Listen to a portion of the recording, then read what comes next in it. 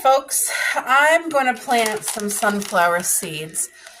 These ones here are mammoth, so I'm assuming they're humongous, and they're annual, so they will not come back.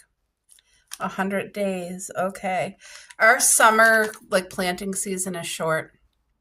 So my mom told me, yep, giant golden flowers on towering plants. Harvests and edible seeds in 100 days. Yay. So I'm planting them. We're mid-February. I'm going to plant them in cups indoors and leave them here until it's ready to be transplanted outside. And I feel like this size of cup, hopefully, should be the perfect size until they go outside. Because they have all of March, all of April, and all of May. 90 days. And it's not going to grow like it would outside because I only have a small space on the windowsill and it's not full sun all day. So it's going to be, I'm excited though, because I really want sunflowers. I see a lot on YouTube how having sunflowers, and I did not know this, apparently sunflowers clean toxins out of your ground. So it really helps. And also it not only feeds bees, but it does so many other things. There's just so many pluses. Plus they're absolutely stunning. I'm not planting the whole bag, but I am going to 3.7 meters height. That is tall. That's awesome. Seedlings emerge 7 to 14 days. I'm just wondering if I should do this size or my red solo cups, which has more room. Because they're going to be in here the rest of February, all of March, all of April, and probably all of May. So 3.5 months indoors.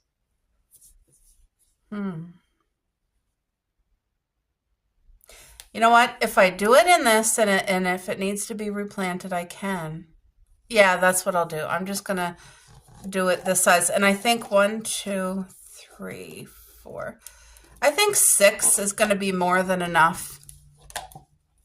So literally at the dollar store, I just bought this package of soil. It's not even big. It's potting mix. I don't use this in my garden at all for any vegetables, but I'm using it for the sunflowers to start it in the house. When it goes outside, it's going into my garden, which is full. There's sheep manure, there is seaweed, there's coffee grinds and eggshells and leaves and grass clippings. There's and seafood compost. So it's going to get the things it needs when it gets outside, but to start her off, I'm going to do the potting mix, and I'm going to do it in the bag because every time I try to keep it clean, I somehow make a mess. So I'm just going to pick out 6 seeds. Wait, I think I have to get the scissors. Yep. And then I'm going to go through the seeds that I'm going to plant in the garden this year, guys, because I'm so excited for garden season. It's still, I have a long ways to wait for garden season, but I'm so excited for that therapy. Let's see what so look at these seeds. 1, 2, 3, 4, 5, 6. I'm gonna take 7. No, I'm gonna do 6. Wait, I just literally dropped a seed. I don't want to waste any because they're not cheap, and I want some to be able to plant over the next couple of years. I'd like to plant sunflowers every year. So I still have quite a bit in there. It's just if I wait to plant them outside when the frost is gone, that is mid-June. That's the 2nd to 3rd week of June. And then they only have the rest of June, all of July, and all of August. So that's only about 70 days. And it says here, this takes 100 days. So by starting it indoors, Mom said it's going to be good. So that's what I'm going to do. Okay, let me set you up.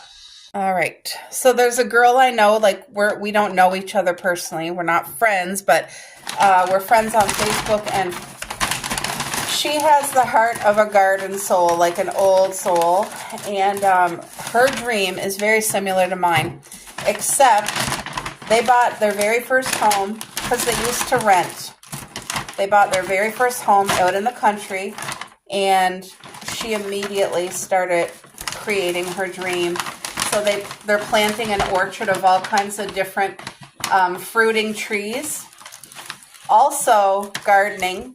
Also, she's learning to can and all that stuff. I think she already knew how, to be honest. But anyway, I just love seeing her, all the changes that they keep doing, and it's beautiful to me. It's so valuable and absolutely beautiful. So like, I'm just putting soil in the cup, and I'm trying to make as least mess as possible.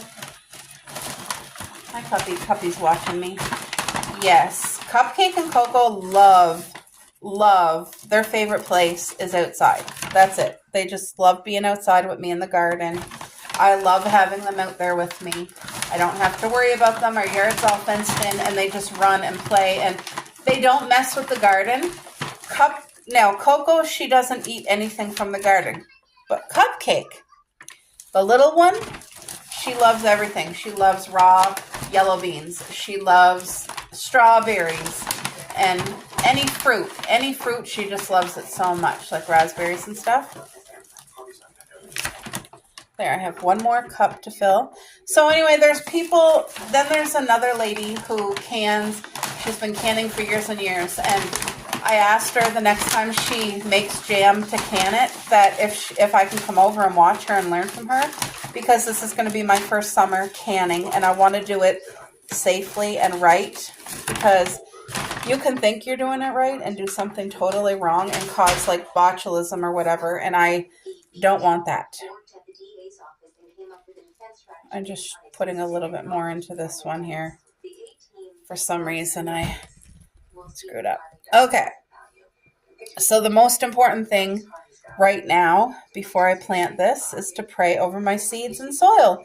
Dear Lord, Heavenly Father, thank you for this beautiful opportunity to grow these sunflowers that will add so much beauty and food for the birds and food for butterflies and bees and all that stuff. Father, please bless the soil, and please bless every single one of these seeds, that they will grow to full fruition and be such a bountiful blessing. In Jesus' name, amen. That is so important to me. So I'm plopping in a seed in each one here, but I want to pray over every seed, over our soil, over the water, over the sun and all that stuff, because I don't have a green thumb, and I know that the Lord, because of him, his blessings, that's why our garden has been so successful. And I just thank him so much. It brings me so much joy and happiness. So that's done.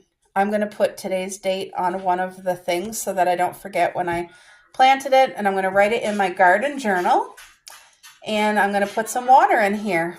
So yeah, guys, that's it for that. I'm going to put this in the windowsill, water it, and I'll be back to go over the seeds that I currently already have and what I want to plant in the garden this summer. All right. Okay, guys, I got my table all disinfected. Everything's cleaned up. There's a little bit of soil left, which I'm keeping, and I just put it under the cupboard. Oops, that's for anything else I need to start indoors. But like I said, my garden, I do not really start indoors. Sunflowers require such a longer, season than we actually have. So I needed to put that outside. Another thing is the watermelon, but I don't know. I grew watermelon last year, and I was able to grow 2 individual watermelon, and I learned from my mistakes that I did last year. Number 1, they love the tire. The heat that the sun draws into the actual tire heats up the soil where the watermelon love it so much. But I did a boo-boo. I planted 2 watermelon in that tire. So by the time they were both growing, I should have immediately took one out and planted it somewhere else. I didn't. I waited. And as it started growing fruit, and I mean plentiful fruit, it was fighting with the other plant for nutrients and stuff. And every single one of my watermelon kept falling off. So I eventually separated the 2. By then, the roots were like intertwined with each other. I separated the 2, and I was able to get 2 separate watermelon off both plants, and they were the most beautiful, flavorful watermelon. I'll show you from my zone right here from Vessie's. It's melon sugar baby. So they're not the huge, ginormous watermelon you'd get at the grocery store. They're about this size, but mine grew like that big. It was awesome. And then the other one was this size. So amazing, beautiful, sweet, delicious, like 50,000. So I want to plant 2 more of these again this summer, but I'm going to do it right from the get-go without, I think I have enough seeds. Yeah, I have seeds. Isn't that a blessing? So it says how to grow the watermelon here. Planting for best results. They should be started indoors 4 weeks prior to the frost. So mid-June. So mid-May. Around the first week of May, this should be planted indoors. It says to let it grow for 4 weeks. And I agree. I think that would be better. You know, the only thing that makes it hard is they get used to the temperature indoors versus being outside where it's cold. So planting them out there, it's harder. They have to adjust. Yeah, so I think I'm going to grow 2 watermelon plants this summer because it's such a beautiful treat. I never grew these squash before. Waltebaum butternut squash. This is beautiful. Look at it. I grew buttercup squash. I thought it was butternut squash I grew, but no, I guess this is butternut. Look at that. Doesn't that look incredible? Me and my hubby love squash, so I'll grow a couple of those for sure.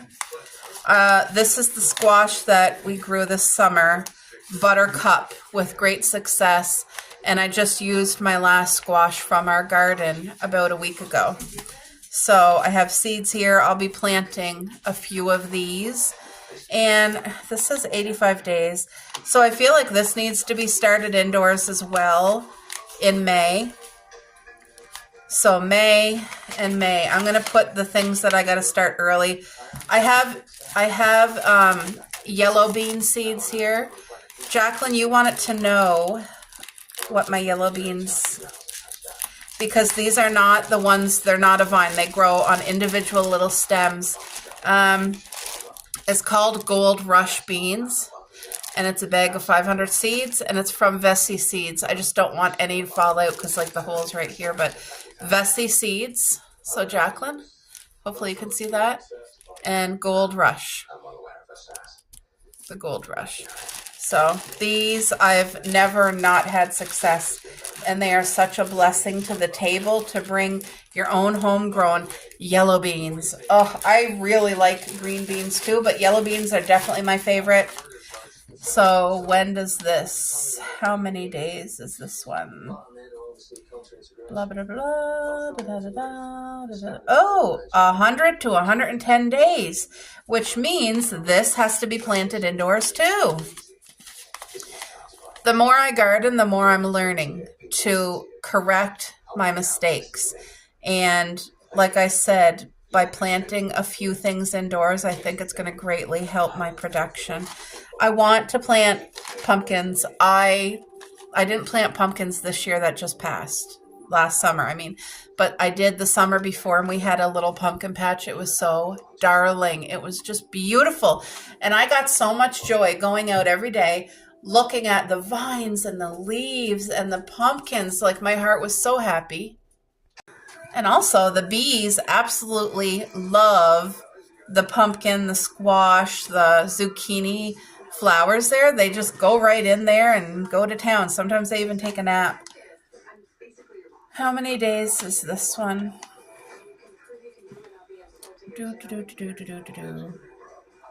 Where is it?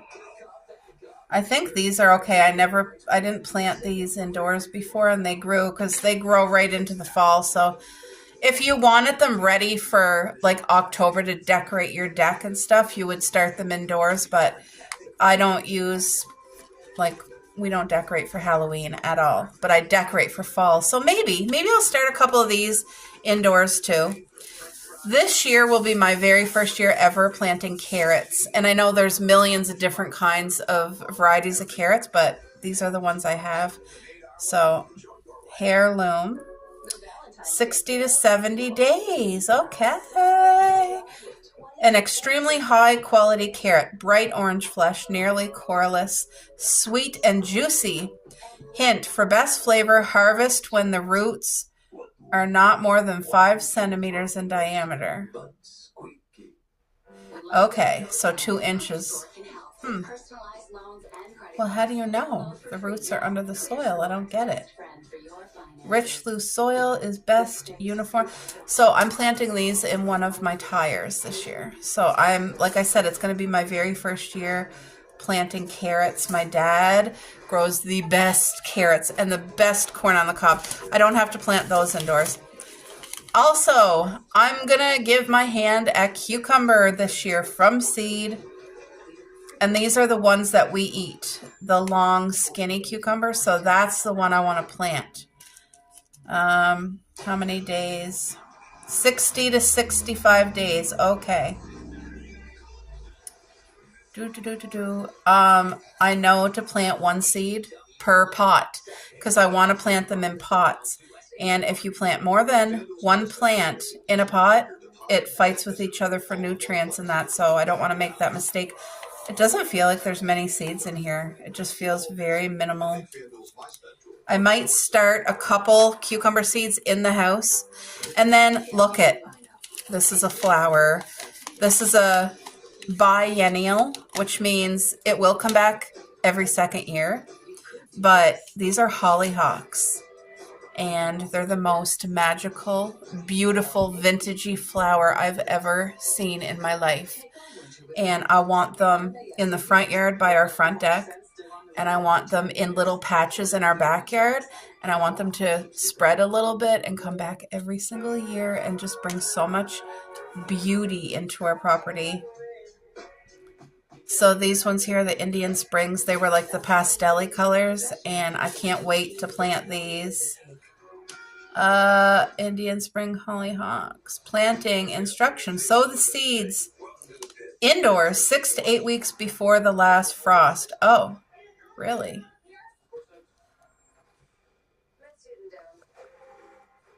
Seed saving. Allow the flower spikes dry completely. Plant before harvesting. Harvesting? What? Harvesting the seeds. Okay. Okay. I don't know. I'm just going to plant them and pray over them and hope for the best. I don't want this to be complicated. I have a garden of vegetables to focus on. But I will be planting like 6 bundles of tomatoes, but I always buy them already started. And I'm also going to be doing, 1, 2, 3, 4 strawberry gardens. One of them is for my mom, but it's going to be done here in our yard. So, yeah, I guess the first week of May, I'm going to be doing some indoor seeds and give them a helping hand so that they can kind of have more success for outside. Also, I want to plant red onion and white onion and potatoes, but the potatoes I'm going to plant right from our literal potatoes. And the onions, I'm going to buy the little bulbs. I planted those last summer, and those were the best onions I've ever had. They were beautiful. And so, yeah, I'm excited, guys. This is my seeds that I have. Like I said, I need to pick up my strawberries, the bare roots. I call them babies, my baby strawberries. I need to pick up 6 tomato plants that are already started. And do my own potatoes. I need to pick up onion bulbs, but other than that, I have what I need, and I'm very grateful for it. So I can't wait to get in the garden with you guys this summer. I'm so pumped. Let me show you my gardening journal. All right, folks, if you're a gardener or if you have a family member that you're looking to find a special present for that's a gardener, this is it right here. It's the most beautiful, amazing gift. It's a garden journal, planner, and logbook. Not only is it beautiful, I got it on Amazon. It was really affordable. And I was shopping for my dad for a garden journal for him. This is a 4-year journal. 4 years of gardening. So not only are you planning for this year, but you're having record of the past. You're going to have a 4-year journal here that you can look back through and just see like, oh, that didn't work, or this worked, or what variety of seed was that? Like, it keeps track of everything. And it's just an affordable, great gift. Like I said, I got mine on Amazon. It's a 4-year planner. In the description, that's where it said 4-year, but I'm going to show you what it looks like when you first open it up. Okay? Look at that. A gardener's work is never done, and boy, isn't that the truth. Gardening projects page, it tells you here, this journal provides worksheets to help you plan and manage your garden for the next 5 years. Oh, excuse me. I thought it was a 4-year planner. No, I was wrong. It's a 5-year. So this was our last year, my very first time, because I bought my dad one and I bought myself one. I started in 2024, and I just use this as more than a gardening journal, obviously. Like, I put blessed marriage, blessed year, blessed home, blessed garden, blessed finances. Thank you, Lord Jesus. It's very important in my life to like focus on God and thank him for all, because he takes care of us. But I write my own notes and things that I need to plant and do. For anybody new here, about 70% of our garden is all perennial fruit. And we grow everything we can for the zone that we're in. Grapes, kiwis, plums, strawberries, raspberries, blackberries, blueberries, rhubarb, asparagus. Am I forgetting anything? Cherries. I might be forgetting something. Oh, gooseberries. I try to grow what we can, but we do not have the property to be able to do an orchard with all these trees. We really don't. I have 2 plum trees, and they're not at a fruiting stage yet, but hopefully I'll be so excited when we get our first flowers for the fruit. You guys will hear all about it. But anyway, this was my garden last year.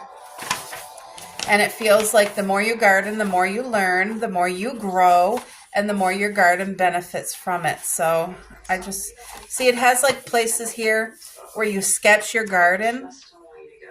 Gardening notes, pest control. Now, just because it says pest control, I don't use it for that. You use it for whatever you need, but we don't spray our garden. It's 100% all natural, which means I've made many trips to the beach in the spring after big old storms and all the seaweed washed up to shore, and grabbed garbage bags and garbage bags loaded full of seaweed and carried it home, like drove it home, obviously, and put it in our garden. It just carries so much minerals and nutrients and salts from the ocean. And seaweed is alive. It is a living thing, so it's not toxic like driftwood would be. You know, driftwood does suck in the salts and minerals, but also the poisons from the ocean. It's not able to get rid of it. It holds it in. And seaweed is alive, so it's good. Anyway, I use seaweed, grass clippings, mulched leaves, tons and tons and tons of leaves. Bucket loads of coffee grinds from our coffee shop. I get people on Facebook that save their eggshells for me. I really want our soil as nutrient dense as possible. And my neighbors help too. My neighbors give me their grass clippings. My neighbors give me their bagged leaves that they've gathered from the fall. So it's all a blessing. So not only do you have, like, if you do use stuff, you know, pest control or whatever, you can write it down. Monthly harvest calendar, so you can keep track of how much harvest did you get, stuff like that. Seed packet information, planner for your square foot, like each box is a square foot. Look, seedlings log, plant log, gardening and seasonal to-do list. So they have one for spring, one for summer, one for fall, one for winter. Because as a gardener, we have all 4 seasons here in Canada, and Yeah, this will be the one I'm going to show you guys. But our 4 seasons means the garden needs different requirements. And the way that I garden, because 70% of our garden is perennial fruit, they're hardy. They can withstand heat and drought and freezing cold temperatures. They come back every year on their own. They're very minimal upkeep and work, very minimal, which is exactly what I need. So the other 30% of our garden and growing is vegetables. I garden differently than most people. I don't test the soil. Like I said, our garden is 100% natural, and I use the resources that are around me as free as possible. That being said, it still cost. I had to put out money for people to come into our garden and, dig holes and get things planted for me, because those were physical things I couldn't do. We had to put up trellises using cow fencing and the big metal pole thingies. And I had to buy the product, which was expensive, and hire the people to come and set it up, which was another expense. But that being said, when all of those first initial expenses are done, then the rest is just regular upkeep, which I can then do. And that's what's been happening. We're on our 5th year of gardening. So it's like the cost keep lowering every year. Last year, I needed to buy more bags of seafood compost because I don't use topsoil, or I don't use potting soil or gardening mix. I don't believe in that, but I do believe in seafood compost all the way, and sheep manure. Those things, I love using those in our garden. And for me, what I do is if I'm using sheep manure, I only put it in the fall when the garden is finished. That way it has all winter to neutralize and be ready for the spring for planting new vegetables or whatever I'm going to plant. Because if you open a bag of manure and put in your garden and you plant your seeds, if it's fresh manure, it's going to burn your seeds or burn your roots and cause more harm than good. So anyway, the way that I've been doing it is working for us. But this year is going to be even less work for me than it was last year. So like I said, we have the basic things. Our perennial things are planted. Our things to hold vines, they're all structured in and they're all done. So it's been a blessing, a learning experience, a hobby, a therapy, good all the way. Good for the heart, soul, and mind. Now, this is the 2025th year, and I just have my special notes. But this year I'm going to try my hand at herbs. I don't know if you can see. I would like to grow parsley, cilantro, dill. I already have chives in the garden, and I already have walking onions, and both of these 2 things are perennials. So every year my walking onion grows in its patch and comes back, and my chives as well. But dill, cilantro, and parsley, as far as I know, they're not perennial in my zone. So I'm going to try my hand at these because I really enjoy dill. I love cilantro. I love parsley. And it's so great to cook with them fresh. I don't have a freeze-dry machine or a dehydrator, but if you did, how amazing would it be to do up your own things for next year? There's a lot of people I watch on YouTube that do that and very successful. So, but that's not something I'm going to get into because it's expensive to buy the machine, but we don't have the space in our home to store it or really to hook it up and use it. I just don't. But I'm so pumped to get this stuff. Actually, I'm going to write down start indoors. Start indoors first week of May. So I want to do squash, the 2 kinds, the buttercup and butternut. I want to do watermelon. And then you guys saw my sunflowers, but cucumber. I want to do some cucumber indoors to get those started. But the tomatoes, I've never planted my own tomatoes from seed. I've always bought them started, and it's always worked wonderfully. And right here it says yearly goals. And I just put to have a blessed and bountiful, beautiful garden. And my new projects I have here, like, oh, by the way, my goal this year, right here, I have it. Where was it? A no water garden for 2025. I watched this man on YouTube. I forget his channel because I don't watch him often, but I learned a lot from him. Him and his wife live in Alaska, and they live very, very off grid. They don't have a well, so they have to carry in their water. And he said because of that, watering their garden can be a challenge. So not can be a challenge. They can't take a hose and water the garden. They cannot. So whatever water they collect, they use. But he said he created a no water garden. And he has about a foot, like this thick of mulched, very rich grass clippings and leaves. Everything he collected from the forest over his garden.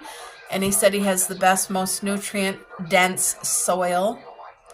And because like all he does is moves that stuff out of the way, plants, he starts everything and plants it, covers it back up, waters it the initial once, and then he leaves it. And his garden was the most beautiful garden I've ever seen in my life. And I'm not exaggerating.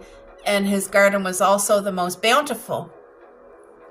And I want to work towards a no water garden. Will it be a no water garden for 2025? Probably not, because it takes years to get your soil to where his is. And but I'm starting this year to work towards that. So I ordered things.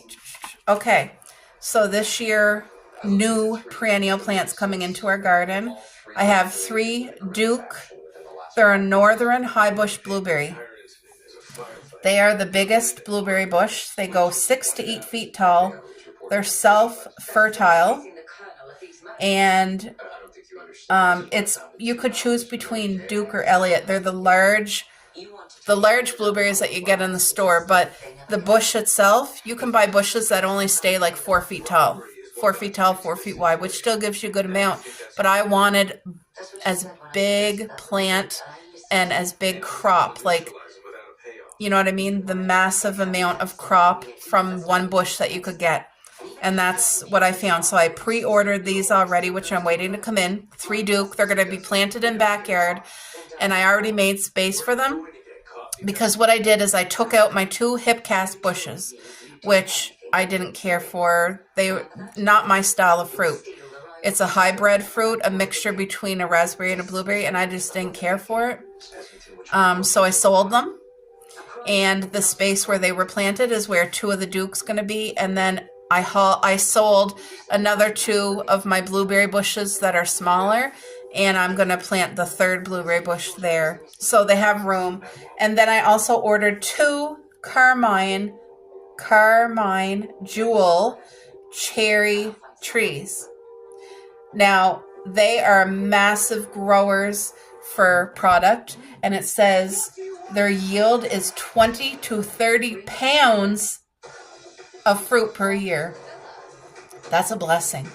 So currently we have 1, 2, 3 cherry bushes in our yard. And one of them started producing last year, and it was amazing. So these are the last 2 that I'm bringing into our yard. They're Carmine Jewel. The reason I picked it is because of the massive yield. 20 to 30 pounds is more than enough for our family, my mom and dad, my grandmother, like for us to share. And like I said, I want to get into canning. So in the future, this stuff is all going to come into play where I can can like blueberry pie filling, mixed berry jam, cherries, like, you know what I mean? I want to get into all that. So yeah, so this here is such a great gift, and I'm way off. I don't even remember what I was talking about, to be honest. But anyway, our garden was prepared this fall, and I'm excited to get in the garden this summer. Right now it's under about a foot of snow, but we're having 2 more storms, which is probably going to be 3 feet of snow by the end of it. And I'm grateful for the snow. We need the snow. But anyway, guys, this garden planner is beautiful. My heart is so excited. See, my diagrams, they're not perfect. Sometimes I'll draw it and then have to cross it out and change my mind. And I try to keep it as organized as I can in my head, but then maybe I should use a pencil when I do my sketches from now on, because yeah, anyway, I love this gardening book and I can't wait to fill in all the success of this year's garden. I know it's going to be beautiful and blessed and bountiful, and I hope you guys have success with your garden. And if you're just starting, don't give up if something doesn't grow or doesn't grow successfully bountiful. Just keep learning about it. Try your best and it will come. Don't give up.